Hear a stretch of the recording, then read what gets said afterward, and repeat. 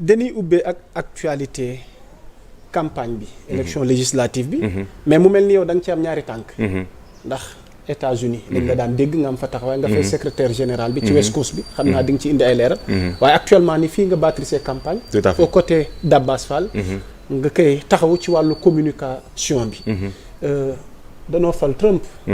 fii la fekk. waaw mais njàngat di nga ci am. ak it sunu naataango compatriotes yi fa nekk. ngir kàddu yi Trump wax nii. bu faloo bu toogee li muy njëkk a def mooy génne ces immigrants illégaux. lan moo ci nar a doon tey taxawaay sunu njiitum réew doonte sax ñu ngi ko ci jaajëfal ci message gi mu adressé Trump di ko féliciter. enjeu yi ak perspective yi ci lalu ma bàyyi la rek ñu ubbee loolu vite fait nga tënkal ma boobu. waaw tout d'abord bon secrétaire général Pastef West Coast xam nga États-Unis ay région la. dafa am région ouest comme tey Pastef au pouvoir nu mu defee Sénégal ay pôle. xam nga dafa am pôle dafa am zone est zone Midwest. South sud. ak zone east. donc man New York laa dëkkoon dafa 6 ans jógee fu tuxul nag dem ci west bi. west bi mooy saw jant bi. xam nga mooy California Arizona Nevada ak yooyu yëpp xam nga Seattle. xam ak Washington State xam nga Washington am na état ak Washington bi nga xamante ni moom moo nekk fële Columbia District fi capitale bi nekk donc foofu laa nekk secrétaire général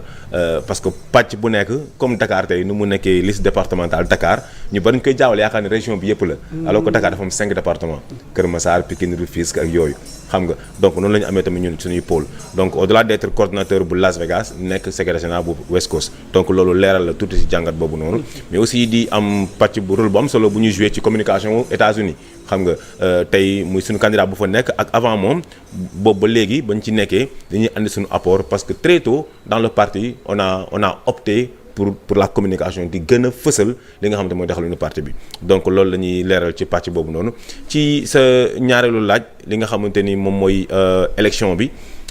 ci Donald Trump njàkkare la surprise la tiitange la parce que c'est une élection bi nga xamante ni elle a eu une allure revancharde il y avait un goût inachevé ci ay militants moom ci ay ñu ko toppoon ci élection yi passé ci 2020 bi parce que dañu jàppoon ne moom dañ koo sàccoon mais aussi ci ñun ñi nga xamante ni on est plus d'obédience démocratique xam nga libéral ñun dama jàppoon ne aussi on a eu benn genre manque d'inattention ci peut-être xeeboon capacité wu comeback parce que tey quand tu regardes Newsweek les grands titres aux États-Unis c'est the comeback le retour donc le retour nous on l'avait minimisé parce que lu tax mooy que ni Donald Trump am na kaddu yi muy yëkkati un politicien classique wala un politicien avéré du ko yëkkati il n'est pas de l'école politique xam nga jàkkaarloo ak ay jigéen saaga leen xam nga maltraité leen dem New York foo xamante ni fa la juddoo Queens te mu nekk une zone très populaire sur les immigrants parce que tey les Colombiens xam nga Queens lañ dëkk xam moom mu jógee Queens nag ñoo Manhattan au cœur de la capitale économique xam nga Manhattan c'est dafa mel ni nga nekk Dakar laa dëkk mais nga ñëw dëkk Plateau. au cœur xam nga au cœur. mu ñëw ériger fa benn édifice boo xamante ni c'est-à-dire gis leen ma la par force. Trump Towers voilà Trump Tower. donc et qui est mis en or dans certains comment dirais-je édifices. mais sur le plan externe aussi mu def ko xam nga platage en or quoi donc da nga koy gis day fës par force présence am da nga koy gis donc Trump. kaddu yi muy yëkkati mu dem Madison Square Garden moom mu ñëwee defi campagne meeting bu mu def New York Madison Square Garden ku xam New York da ngay ñëw 34e rue mu ngi diggante 34e rue ba 23e rue ci Broadway bi xam nga mooy la rue principale Broadway. Madison Square Garden c'est le lieu où tous les athlètes du basketball xam nga de New York Nets c'est là qu'ils ont propulsé quoi. mais aussi c'est le lieu où ñuy def art ñu def comédie fa la ñuy kiiwee Trump ñëw fa saaga portoricain yi saaga latino yi donc les gens se sont dit il va perdre le vote latino mais yaa Moussa Trump a eu presque 44% de l'électorat de New York donte Kamala Harris gagné na New York c'est 28 grands électeurs mais Trump a eu quand même un pourcentage boo xamante ni ñun xalaatuñu ko woon donc foofu noonu c'est un signe alors pourquoi aussi mu nekk njàkkare parce que Trump son discours est basé sur wut ay bouc émissaire et pour lui l'un des plus grands boucs émissaires c'est les intrus et les intrus c'est les immigrés pour lui surtout ñi nga xamante ni ils ne sont pas venus par la voie légale Trump dafa jàpp ne ñooñu ku ñu invité wul ci këram waroo fa boo fa accès waroo fa toog. ñoom ñoo lu ñuul li ci soow li. dañ la war a dàq te waruñu la dàq nii dañ la war a dàq dàqin bu gën a ñaaw mais en réalité la faisabilité de cela est quasi impossible. waaw fa la débat bi nekk. waaw parce que. ndax lu mën a nekk lay doon mun nga jox dara sa électorat nga inciter leen au vote. L'applicabilité du rapatriement xam nga déporter nit ñi elle est coûteuse parce que dafa am ay processus il y a d'abord le processus d'identification de tous les illégaux en 2022 on parlait de 22 millions ëpp na ko xam nga aux États-Unis on est aux alentours de 30 millions de personnes yoo xamante ni c'est des illégaux ëpp na ko mais dont 95% sont des latinos l'Afrique ne représente pas même 1% ci ñi nga xam ñoom ñoo illégaux foofu te aussi en matière de criminalité ak def lu bon africains yi daanaka mun nga ne c'est 0% parce que ñoom nekkuñ ci mentalité wu gang yi nga xamante ni ñoo jógee Honduras jógee Venezuela jógee Colombie jógee Mexico ils ne sont pas dans cette logique là xam nga ñoom lu leen indi rek mooy avoir une vie décente les autres dañu ñëw bëgg bokk ci mafia aux États-Unis parce que les États-Unis aussi la mafia est une partie intégrante des États-Unis donc pour Trump pour assainir aujourd'hui redonner à l'homme blanc sa suprématie mais aussi sa tranquillité parce que moom la plupart ñoom xaalis ci monde rural bi la ñuy dem xam nga am fa seen tranquillité mais tey dafa gis ni dañoo infesté le mot infesté donc boo ñu ci applicabilité boo identifier da ngay dem defi sommation tout ça c'est de l'argent c'est le contribuable qui paye nga def sommation nit ki jot sommation bi jot lettre boobu noonu moom il a le droit d'aller avoir un avocat retarder processus bi boo ko jëlee bés bu processus bi yëpp jeexee tamit doo ñëw rek jëlee ko këram yóbbu ko aéroport directement da nga koy yóbbu centre de détention donc il y a encore là un autre comment dirais-je coût financier donc en réalité quand les institutions financières ont estimé ce que Trump a voulu faire dafa ne moom mën na déporter 11 millions de personnes voilà en une fraction de seconde maanaam moom bu toogee day déporter ñëpp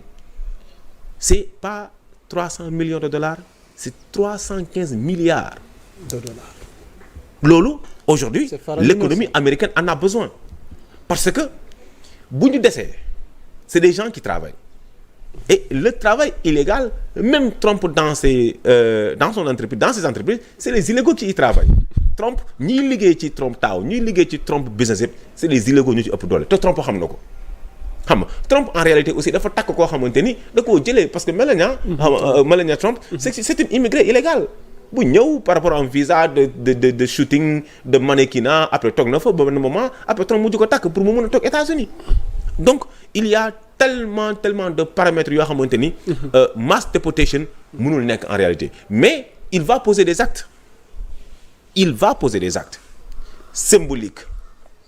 lu am solo la il va poser des actes symboliques pour rassurer sa base électorale ne leen gis ngeen ñëw naa arrêté naa frontière bi yóbbu naa fa ay nit ñu ngi sécuriser frontière bi Trump moom moo tabaxoon mur n'est-ce pas pourtant mur yooyu la Mexicains yi pénétré pour dugg États-Unis mais bu fa yóbbee garde-côtes yi ils vont protéger les murs pour un moment mais aussi il va faire quelques déportations benn centaine benn 1000 xam nga loolu déjà am média ak poids bu communication am dañuy yaakaar ne il a déporté beaucoup de personnes mais en réalité sur la rentabilité économique États-Unis moo ëpp avantage tey que immigrés yi nekk fa parce que leur base salariale n'est pas égale à quelqu'un boo xamante ni il est légaux tey man mi nga xamante ni je suis dual citizen donc nous on travaille on exige nos salaires nous dañuy ñëw discuter échanger buñ jubóo ak yow ñu jubóo ak yow buñ jubóo ak yow dañu la liggéeyal parce que voilà contrairement koo xamante ni dafa ñëw voilà te ñooñu ñoo tenir économie bi xam nga ñoom ñoo tenir économie bi donc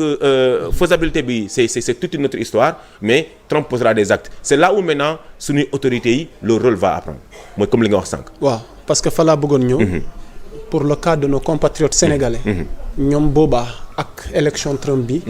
lan moo ci nar a déterminer wu ci seen ëllëg. ci nekk gi ñu nekk ci suuf États-Unis. tout à fait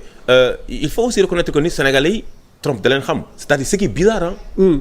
parmi les immigrés qui sont aux États-Unis sénégalais yi bokk na suñu Trump xam. ba xaw ci am tuuti sax ñagas ak ñoom. vers la fin des années 90 début des années 2000. parce que xam nga sénégalais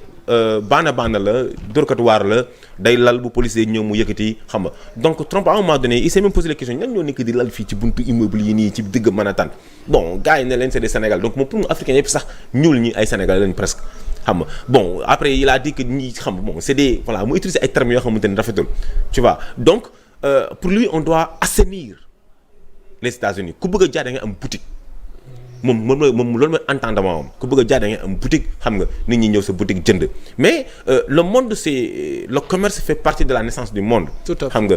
donc loolu moom mënu ko fa jëlee mais suñu compatriotes yi nag moment bii nii le Sénégal est un pays boo xamante ni dañ ko xamee ci diplomatie am. Trump ba ñu ko falee en 2016 nit ñi gis nañ nu mu taxawee ak nu mu ñàkkee wormal Afrique maintenant nag il faut pas que ñu topp ko ci loolu. ok maintenant c'est à nos leaders te sànq maa ngi koy wax ci benn comment dire de la place ma ne heureusement on a une Yacine Fall qui a une expérience internationale et aussi qui a fait les États-Unis on a un Chérif Diouf aujourd'hui qui est chargé des Sénégal de l'extérieur qui a fait la majeure partie de sa vie au Canada donc te c'est les alliés immédiats. xam nga des États-Unis Canada la plupart vie bi différé wul na surtout boo demee Toronto ak New York dafa mel ni yaa ngi ci les mêmes villes xam nga donc loolu moo tax sax Toronto ñoom Raptors di jouer NBA xam nga parce que la culture elle est si tu vas dans le côté francophone fa lay différer mais le côté anglophone c'est donc tey nos autorités il faut que immédiatement ñu entrer en contact avec le cabinet de Trump même le cabinet transitoire bu ñu xaar sax le cabinet officiel bi nga xamante ne moom lay fal parce que une fois bu ñu la falee nii y a le cabinet transitoire qui se met en place donc immédiatement qu'il entre en activité avec le cabinet transitoire, mettre les bases d'une relation et surtout anticiper sur la protection des Sénégalais qui vivent là-bas. Parce que les dernières 5 ans quand même, on a connu un flux boo xamante ni benn kii masse bu am solo ay Sénégalais yuy dem jaar ci Nicaragua te la majeure partie actuellement c'est des illégaux ñenn ñi jot nañ dugal ay kayit processus bi démarré gul mais ñii dugal nañ ñii dugalaguñu donc bu suñu autorités anticiper pour protéger ñooñu mais au-delà de cela aussi il y a l'opportunité économique entre États-Unis ak Sénégal du tey.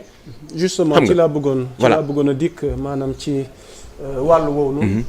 aspect économique bi. pourquoi pas sax man peut-être on peut me dire que c'est dans mes rêves. Bassirou Diomaye Diakhar Faye. notre président recevoir fii ci Sénégal. c'est possible Donald Trump. c'est possible. c'est possible lu war a mën a nekk. c'est possible yaa Moussa xam nga lu tax. Sénégalais yi dañ leen ràññee ci des travailleurs. et on a des Sénégalais de grands cadres. est-ce que xam nga ni à Wall Street il y a des Sénégalais qui y travaillent. dans les plus grandes institutions des États-Unis il y a des Sénégalais qui y travaillent et il y a des Sénégalais qui enseignent dans les plus grandes universités il y a mun nañu ne 3 grandes entités universitaires aux États-Unis c'est Boston New York Californie et Massachusetts mais aussi dans le sud du Texas et partout où tu vas tu retrouves des Sénégalais enseignants donc au-delà de cela aussi dans le milieu des affaires on a des Sénégalais qui ont réussi dans le milieu des affaires ces Sénégalais-là aujourd'hui il faut les mobiliser et au niveau des Nations Unies il y a ce qu'on appelle la commission permanente on a des gens qui sont permanemment basés et qui travaillent que sur la relation diplomatique des Sénégalais aujourd'hui avec aussi l'emblème de Aminata Touré qui a fait les États-Unis qui a travaillé dans l'échiquier international mobiliser toutes ces personnes-là déjà présent ñu entrer en relation bu ñu xaar bu ñu def ñenn ñi comme ni ñu def. naan gouverner c'est prévoir loolu moom Trump tal non Trump n'est pas dans cette logique-là. Okay. Mais bu ñu anticiper on pourra le convaincre ba pare yee ko. xamal ko parce que man lu tax ma gëm ni Sénégal va jouer ce rôle-là. La dernière fois que j'ai vu le président Bassirou Diomaye Faye en Arabie Saoudite mu porter l'opportunité de l'investir en Afrique te pourtant dafa demoon pour wax ci Sénégal sur Sénégal 2050 mais il a parlé aussi de façon un peu en utilisant ce qu'on appelle de umbrella c'est-à-dire la parapluie en couvrant tout le monde en parlant de l'Afrique donc aujourd'hui c'est le Sénégal là est écouté c'est une voix officielle c'est une voix qui sa diplomatie permet aux autres de xam nga ñu ñeme Afrique mun naa jàpp ne Sénégal bu anticiper jëlee état d'âme yi teg ko de côté ñu bañ a juger Trump mais ñu juger son administration